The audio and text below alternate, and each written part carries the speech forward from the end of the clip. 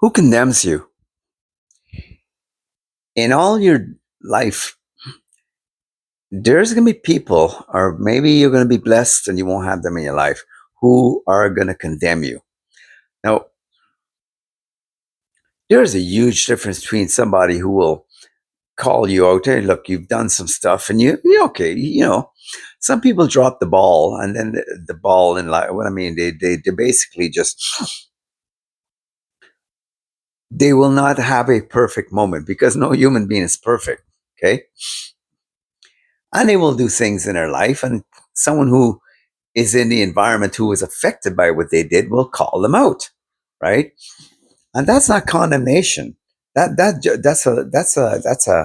is an exchange between two healthy people, and you assume that a person calling you out is going to basically say what they say to you with a certain level of feeling, right? You feel it, right? But there are people who do things consistently in their life that they really just don't care. And those people will get not and really condemnation is kind of the last stage. And the only person that can really condemn you is God. Condemnation means there's no hope for you. That's it, blah, blah, blah, right? But when someone comes along and, let me just backtrack a little bit. You can do, you meet people who do really terrible things, knowingly doing what they're doing. It's not as much as they're condemned, but they need to meet up with a certain level of accountability. Because getting back to affecting other people is that, look, it's gonna if you're in the firing range or you're in the target range, you're gonna get hit. Okay, so you have a right to speak up. And there's people who will come along in life. Their main purpose in life is to condemn other people, and they don't give other people a chance to prove themselves. And let me just go step a little bit into this. They really don't have the right to give you the chance to prove yourself, because the majority of the times that these people, what they're basically are about, they are consistently um, obtrusive and abusive. They they get into your way. They do things that they feel that is applicable. The grace is applicable to them, but not to you. They will, through their life, throughout their behavior, will show unequivocally that they are really bad people. These very people are going to be your condemners. They are the people that when you do something, how dare you be so imperfect? And they will come on you like there's no tomorrow. They're highly critical. Now, the thing is, like, when the way water drops upon a rock, it will eventually make an impression. It consistent tearing down little by little. That's what they're about. I've had the privilege of knowing someone like that all through my life. The little tearing down here and there, and then it increased, and it got worse. And as with age, it seemed to have gotten worse. They're the kind of people that don't take no accountability from themselves, going far enough to say the way the brain works, they're mentally ill. Okay?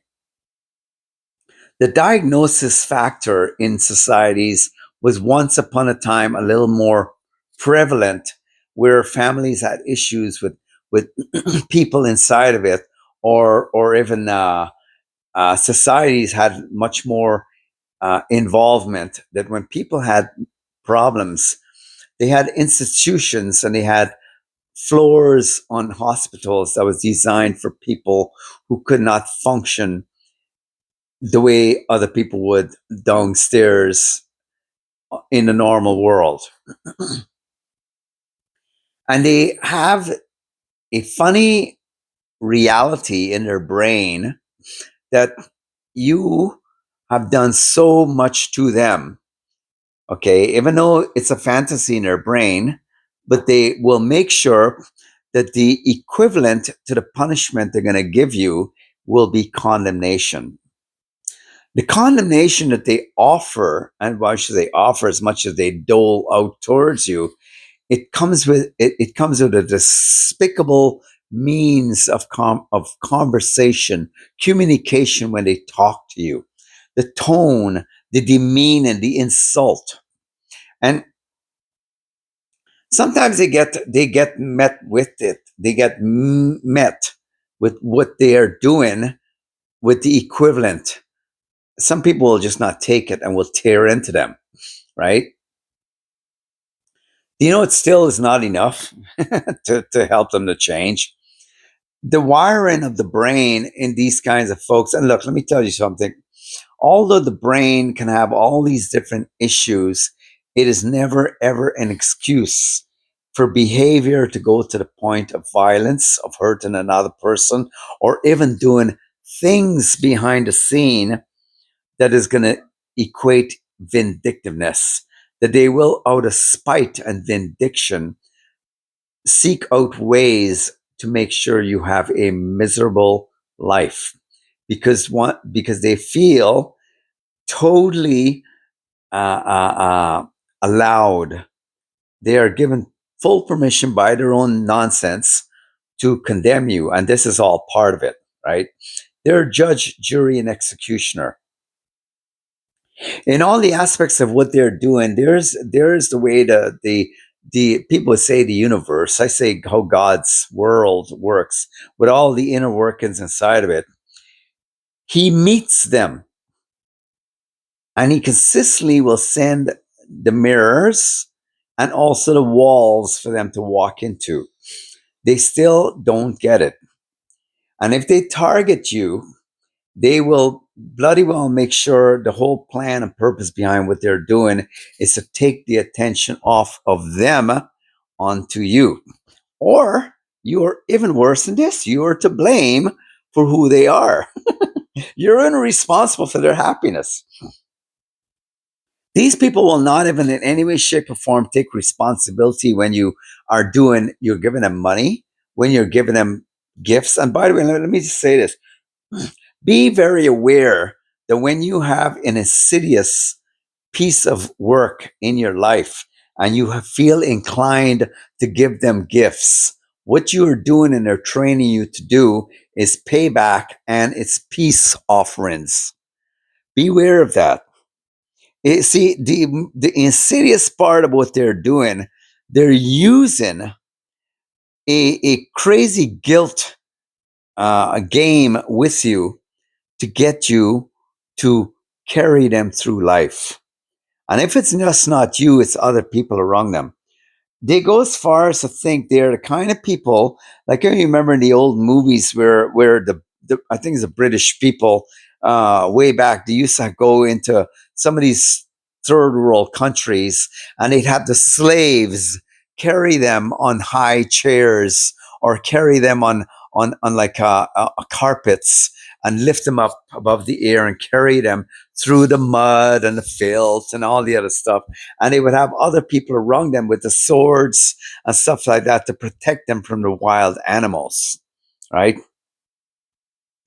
They are, in many respects, have this high level of supremacy about them that the language they like to use when they do stuff, you listen to them carefully, they're hot this, or they're so amazing, and look at how I am so famous, and blah blah blah. And if they got to replay the past to you, is because they really never had a past. They in their own messed up heads believe they're a star when they really are nothing more than a black freaking ozone, a black star with no shine on it. They make up. They make up for who they're not by condemning you. The way it goes and the way it seems to have gone in life, from what I've gathered, is that the more people throw stones at you, the more you have something going for you. And should they try to seek to condemn you, is because they have found an opportunity, okay, to make themselves feel like they are part of the innocent bunch. The way God sees it, God says all have sinned. There's none righteous. He says there's so much that goes on within the human being, within our hearts. It's deceptive and desperately wicked. So God does not, God, in light of who we are, still invites us to grace and salvation. Now, salvation means to be made whole, right? In the process of God in salvation, He forgives you. A condemner is in no power and authority to forgive, to clear, or even condemn you. As a matter of fact, the more condemning they are of you, the more condemnation is on them. Now, God goes as far as to say, because He puts a certain level of forgiveness over their life, and by the way, these people are not looking for forgiveness. They are not looking for forgiveness. What makes them so guilty? See, the Bible says that God says He clears, He basically, He's merciful to everyone. He's merciful and highly gracious, but He says He will by no means clear the guilty. It means that the guilty people who don't believe they're guilty. And the people who are guilty more than anyone else are the ones who have a record, a long record of being some of the most abominable, dishonest, and exploitive types of individuals. They use what they do as an expert tool to condemn you. And you know why the condemnation works? Because it's a spirit behind them. Now it goes deeper than this because they are so given over to demonic activity. By your communication with them, by them even communicating about you, and by the way, they do communicate about you behind the scenes. It's what's called sorcery and witchcraft. They will work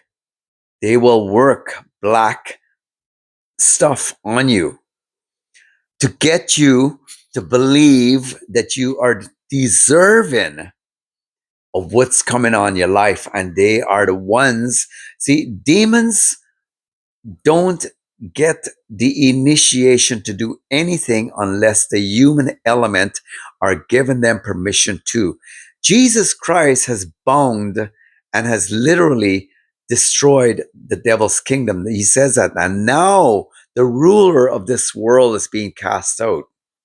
What keeps them in the environment is mankind who were given back the authority to basically live this life in God's ways. They're given freedom. Demons are so about freely, because the same way the devil condemned God for kicking him out of heaven, and by the way, what makes him more stupid, okay, is that this guy ruined it for himself. And he had all the rights. He literally produced, established, and literally became his own means of condemnation. God just gave him the power back to be totally condemned. And what happened? He got kicked out of the presence of the living God. That was a condemnation. This is what happens to condemners. And when they work, what they do behind the scenes on you, and they're so deceived, even though you've shown them so many times that you're not against them. When you're busy in your life thinking upon things that are good, that are of good report, and you want to keep your vibe high, and you're about nobility, they don't ever have a 24/7 record on you. They don't ever see the good things you've done in your life. They don't ever see the times you prayed for them. They don't ever see the times you only hope that they would see the light. They don't see that. And what's so sad about them, there comes a point that you have to see the light enough to know that you have to walk away from them and their darkness. And I'm going to leave you with this. This is the reason why you must leave the condemner. The condemner is condemned. They are in the path and back behind you of condemnation. You're not God. You're not responsible for them. And when they keep up what they're doing, the only way you can actually fix and stay within the fixation of God's justification and cleansing you as you come to God, confessing your sins, is that you have to walk away from them. You see, the things what they want more than anything else, and I believe this, they want to take the place of God. And they are nothing. They're a mere, simple, idiotic human being who don't get it. They got to go to God and they got to confess their sins, and that's something they don't like doing. Have a good day. And by the way, I'd like you to like and subscribe. Thank you.